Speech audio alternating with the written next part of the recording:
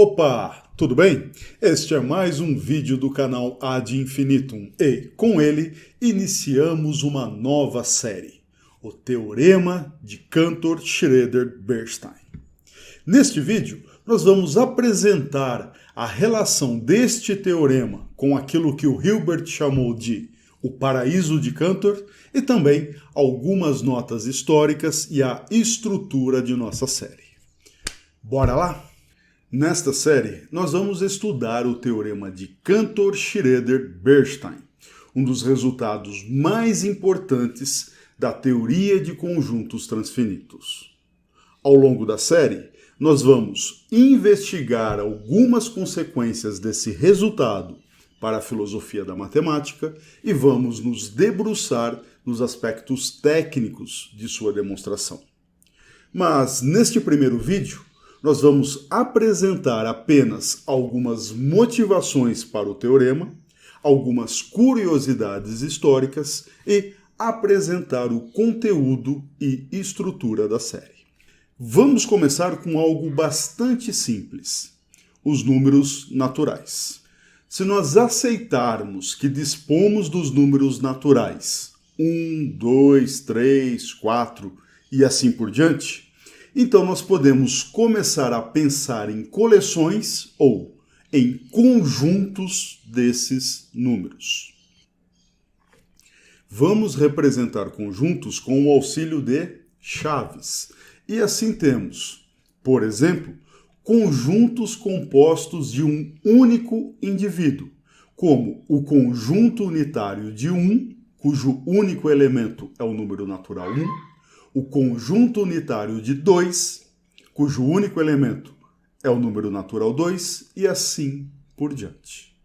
Perceba que com isto é razoável supormos que há infinitos conjuntos deste tipo. Há infinitos conjuntos unitários, pois temos infinitos números naturais. Ora, se temos esses conjuntos, temos também, claro, o conjunto formado por dois números naturais. Assim temos, por exemplo, o conjunto cujos elementos são os números naturais 1 e 2, o conjunto cujos indivíduos são os números naturais 1 e 3, o conjunto formado por 2 e 3 e assim por diante. Naturalmente, há também infinitos conjuntos com dois elementos, com dois números naturais. Bem, se nós chegamos até aqui, não deve ser problemático assumirmos a existência de conjuntos com exatamente 3 indivíduos, exatamente 4 indivíduos, exatamente 1000 indivíduos e assim por diante.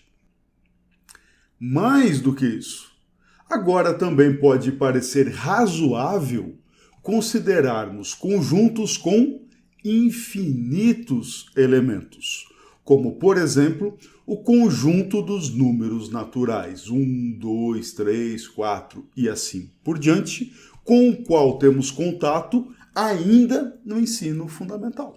Outros conjuntos infinitos que conhecemos ainda nos primeiros anos de bancos escolares são o conjunto dos números pares, colocado em tela, o conjunto dos números ímpares, o conjunto dos números primos e por aí vai. Agora me diga se é ou não razoável a seguinte inferência. Se nós temos o conjunto unitário de 1, o conjunto unitário de 2, o unitário de 3 e assim por diante, então é razoável que a gente considere o conjunto formado pelos indivíduos que são o conjunto unitário de 1, o conjunto unitário de 2 e assim por diante. Ora, este último conjunto é naturalmente um conjunto infinito. Tem infinitos elementos dentro dele. Bem, se chegamos até aqui, então nada nos impede de considerarmos o conjunto infinito cujos elementos são o unitário de 1, o conjunto formado por 1, 2, o conjunto cujos elementos são 1, 2, 3 e assim por diante.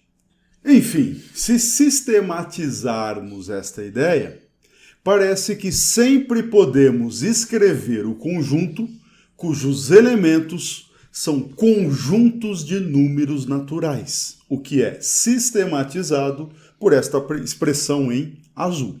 O conjunto de todo x, tal que x é uma coleção de números naturais. Agora que chegamos até aqui, podemos fazer uma série de considerações sobre o tamanho dos conjuntos. E eu espero que estas considerações pareçam bastante razoáveis. A primeira delas é: todos os conjuntos que têm um indivíduo como elemento são, claro, do mesmo tamanho. E eu vou chamar estes conjuntos, ou vou dizer que estes conjuntos possuem tamanho 1, o que eu vou escrever como #1. Todos os conjuntos que possuem 2 elementos têm o mesmo tamanho. E eu vou dizer que estes conjuntos têm tamanho #2. Claro que todos os conjuntos com 3 elementos têm o mesmo tamanho, a gente chama eles de #3 e assim por diante. Mas e os conjuntos infinitos? Bem, se você é novo em nosso canal em Filosofia da Matemática, talvez você diga: ora, Edgar, todos os conjuntos têm infinitos tamanhos, têm infinitos indivíduos, então todos eles têm o mesmo tamanho e a gente chama esse tamanho de, sei lá, #infinito. Será que isso funciona? Bem, embora esta resposta seja bastante razoável e tenha sido aceita por alguns séculos, hoje a coisa não é exatamente assim. Isto porque, no final do século XIX, o matemático alemão Georg Cantor apresentou um argumento segundo o qual, se nós tivermos algum conjunto infinito, então nós temos infinitos tamanhos diferentes para infinitos conjuntos. Isso mesmo. O Cantor mostrou que se você tiver um conjunto infinito, como o conjunto dos números naturais, então há infinitos outros conjuntos A, B, C, D, E e assim, transfinitamente, de tal modo que o tamanho de A é maior do que o tamanho dos números naturais, ou seja, tem mais conjuntos em A do que há números naturais. O tamanho de B é maior do que o tamanho de A, ou seja, há mais conjuntos, mais indivíduos em B do que há no conjunto A e assim por diante. Se você está achando isso disruptivo, você não está sozinho. Este argumento do Cantor, ele serviu de pano de fundo para mas muita briga entre pesos pesados da matemática e da filosofia na primeira metade do século passado e, em menor escala, esta briga continua até hoje. Mas, antes disso, um ponto interessante no argumento de Cantor é que ele estabelece não apenas que existem tais conjuntos, como ele diz quem são alguns desses conjuntos. Por exemplo, o conjunto potência dos números naturais tem mais elementos, tem um tamanho maior que o conjunto dos números naturais, enquanto o conjunto potência da potência dos naturais tem um tamanho, tem mais elementos do que o conjunto potência dos naturais e assim por diante. Não se assuste com esse nome, conjunto potência. O conjunto potência dos naturais é simplesmente o conjunto formado por todos os conjuntos de números naturais, enquanto que a potência da potência dos naturais é o conjunto formado por todos os conjuntos de números naturais e assim por diante. Se você quiser dar uma olhada com cuidado neste conceito, recomendo que veja o vídeo linkado acima.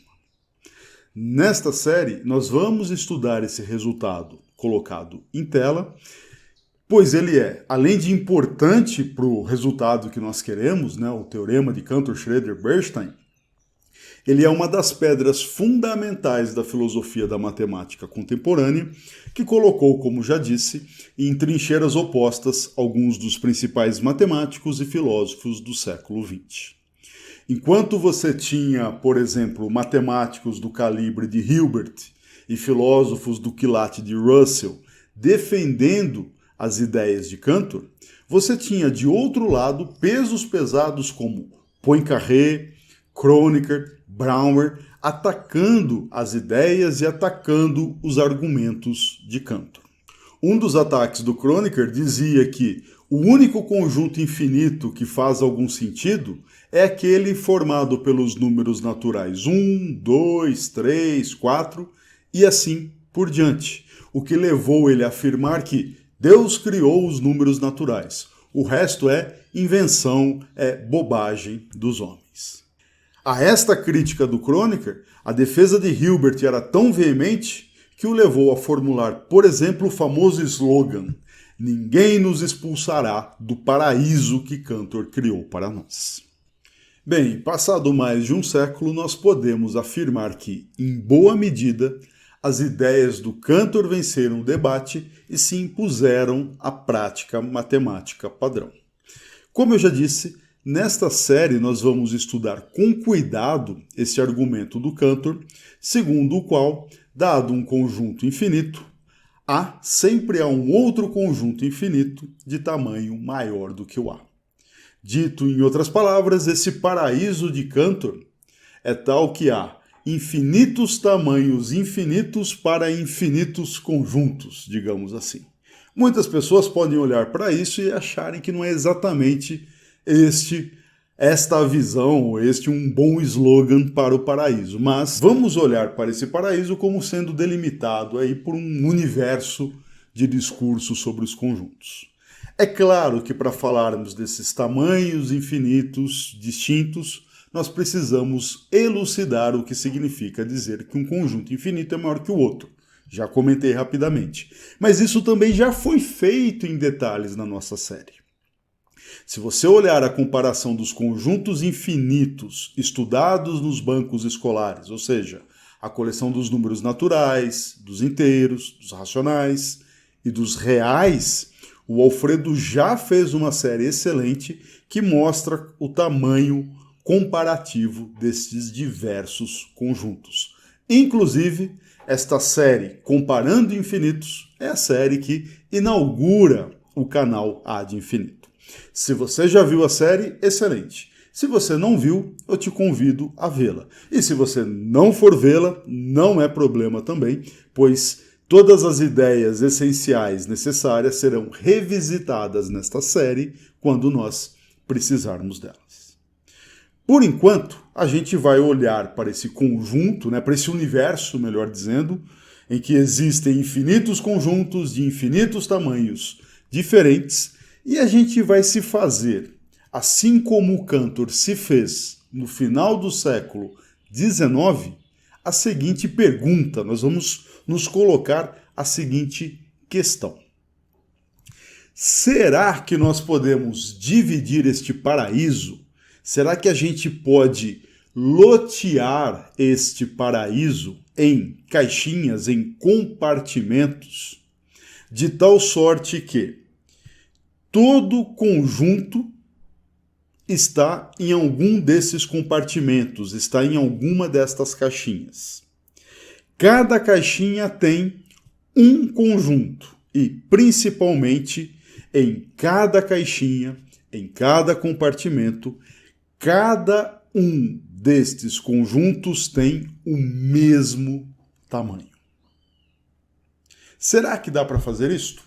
A pergunta do Cantor era: será que a gente pode dividir esta coleção de todos os conjuntos infinitos, de tamanhos diferentes, em compartimentos, em caixinhas, de tal modo que cada caixinha tem um conjunto, todo conjunto está em alguma caixinha e dentro da mesma caixinha só há conjuntos de mesmo tamanho? Será que dá ou será que não dá? A resposta é sim. E quem nos garante que a resposta é sim é precisamente o tema desta nossa série: o Teorema de Cantor-Schroeder-Bernstein. O Teorema de Cantor-Schroeder-Bernstein diz nada mais, nada menos que a gente pode dividir esta coleção de todos os conjuntos em compartimentos, podemos lotear, se assim quiser, o paraíso de Cantor, de tal modo que em cada lote só tem conjuntos de mesmo tamanho. Este resultado, que é o tema da nossa série, ele tem uma história muito interessante e algumas passagens quase anedóticas, como o fato de sua demonstração ser creditada a um matemático que apresentou uma prova errada. Sim, é isso mesmo. Um desses três nomes que aparecem no teorema e no nome da série, no nome desse vídeo, vai ser suprimido até o final da nossa série, pois a prova que ele apresentou está errada. Errada não, mais do que isso. Porque se a prova estivesse errada, eventualmente poderia ser consertada. A prova era absolutamente sem sentido. E se você quiser saber qual é o matemático que será suprimido do nome do teorema, fique até o final do vídeo. Agora, de um jeito um pouco mais sério, esse teorema ele se insere no pano de fundo das grandes disputas fundacionais do começo do século passado. Nessas disputas, argumentos filosóficos sofisticados sobre os fundamentos da matemática são propostos, são atacados, defendidos e refinados a partir da prática matemática e de teoremas matemáticos, sem recorrer a discursos de autoridade ou a considerações alienadas à matemática na hora de discutir os fundamentos e a filosofia da matemática. Uma consequência dessa postura e do teorema que a gente vai estudar ao longo da série é que seu enunciado e algumas de suas provas foram formulados antes da axiomatização da teoria de conjuntos pelo Zermelo. E estas discussões nos ajudam a entender o porquê da axiomatização ter se tornado um elemento basilar da prática matemática contemporânea. Se você quiser estudar em profundidade o teorema de Cantor, Schroeder, Bernstein, em suas consequências filosóficas, seus aspectos históricos, seus aspectos técnicos e suas demonstrações, eu recomendo fortemente esse livro cuja capa aparece em tela e no qual você encontra um tratamento extensivo e mais de 30 provas do teorema junto com a discussão e contextualização. No restante deste vídeo, nós vamos discutir o nome dado ao teorema e vamos também explicar qual vai ser o conteúdo e a estrutura dessa série. Vamos agora dar uma passada por alguns aspectos, algumas notas históricas deste importantíssimo teorema. O problema de dividir a coleção de todos os conjuntos em compartimentos ou caixinhas, de tal sorte que em cada caixinha só haja conjuntos do mesmo tamanho, foi apresentada pelo Cantor ao Dedekind em uma carta de 1882. Mais de uma década depois, em 1898, tanto Bernstein quanto Schroeder apresentaram uma prova, uma solução para este problema. Tecnicamente, dividir uma coleção em certas caixinhas é particionar esta coleção. E tudo o que nós precisamos para particionar uma coleção é uma relação de equivalência na coleção. Um breve comentário aqui. Quem acompanha o canal Ad Infinitum há mais tempo, certamente já ouviu esta noção de relação de equivalência e de partição em outras séries do canal, como, por exemplo, a série sobre a construção dos conjuntos numéricos, a série sobre lógica modal e a série sobre teoria de conjuntos, entre outras. Mas se você é novo por aqui, não se preocupe. Quando chegar a hora, a gente apresenta o contexto necessário para o entendimento das ideias. Encerrando esse comentário e retomando ao tema do vídeo, talvez seja por esta razão que o Bernstein, o Zermelo, o Hausdorff, o Fraenkel e outros veteranos da teoria de conjuntos chamavam o teorema da nossa série de teorema da equivalência. Certamente esta era a razão pela qual Bernstein chamava o teorema de acordo com um artigo de 1905.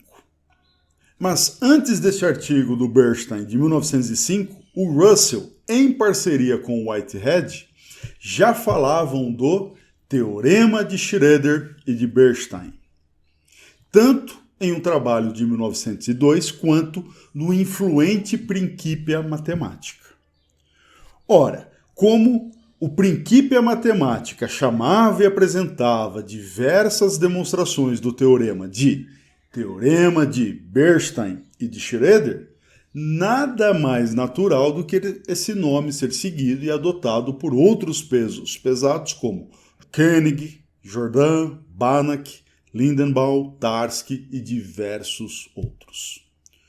O Jordan, por exemplo, faz mais do que chamar de Teorema de Schroeder-Bernstein. Ele defende que o nome do Cantor nem deveria ser incluído, pois ele não teria apresentado uma prova do teorema. Porque a gente sabe hoje que isto não só é uma bobagem, como, ao defender o nome de Schroeder, ele defendeu alguém que apresentou um argumento irremediavelmente errado ao teorema. É isso mesmo que você ouviu. Quem colaborou, quem aparece de maneira equivocada, digamos assim, no nomeamento do teorema é o Schroeder. A prova que ele apresentou não tinha sentido. Diante disto, uma pergunta natural é: ora, se a prova do Schroeder estava errado, por que o nome dele é usado até hoje em dia? Tem livros de teorias de conjuntos lançados nos últimos 5, 10 anos que chamam Teorema de Schroeder-Bernstein. Uma explicação para este fato é a seguinte, né? Quem percebeu o erro foi o Kerselt em 1902. E o Kerselt imediatamente escreveu ao Schroeder, que reconheceu o erro. Diante deste reconhecimento do Schroeder, o Kerselt escreveu um artigo apontando o erro e apresentando uma prova própria, uma prova dele. Comentário, parênteses aqui, essa prova do Kerselt também era cheia de erros, tá? Então ela também era muito problemática. Voltando agora, o ponto é que entre escrever o artigo, submetê-lo, o Schroeder morreu, supostamente por excesso de esforço físico. E a notícia de que a prova do Schroeder estava errada, o artigo do Kerselt, só foi publicado em 1911. Ora, uma década de nomes pesados da teoria de conjuntos e da filosofia da matemática do começo do século XX, como Whitehead, Russell, Jordan, Banach, Tarski e outros, chamando o teorema de Schroeder-Bernstein, deixou marcas profundas. E o nome Schroeder foi ficando como está até hoje. Entretanto, hoje, talvez o nome mais popular na hora de falar desse teorema é Teorema de Cantor-Bernstein. Uma evidência dessa popularidade é que na segunda edição, né, de 1973 do livro Fundamentos da Matemática, do Fraenkel, toda a ocorrência da expressão Teorema da Equivalência foi substituída por Teorema de Cantor-Bernstein. Embora seja bastante popular esse nome, há algumas razões pelas quais nós deveríamos adotar o nome de Teorema de Cantor-Dedekind-Bernstein. Ora, por que o nome de Dedekind aparece? Basicamente, porque o Dedekind foi o primeiro a tomar conhecimento, né, desse problema, como evidenciado na carta do Cantor de 1882, mas também porque ele foi o primeiro a, pouco depois de receber a carta, encontrar uma solução bastante geral ao problema. A questão é que ele não divulgou esta solução. Essa solução só foi divulgada e apresentada ao Cantor 12 anos depois. O porquê desta demora do Dedekind não sabemos ao certo, ou pelo menos eu não sei ao certo. Se alguém souber, por gentileza, escreva na área de comentários do vídeo. Tá?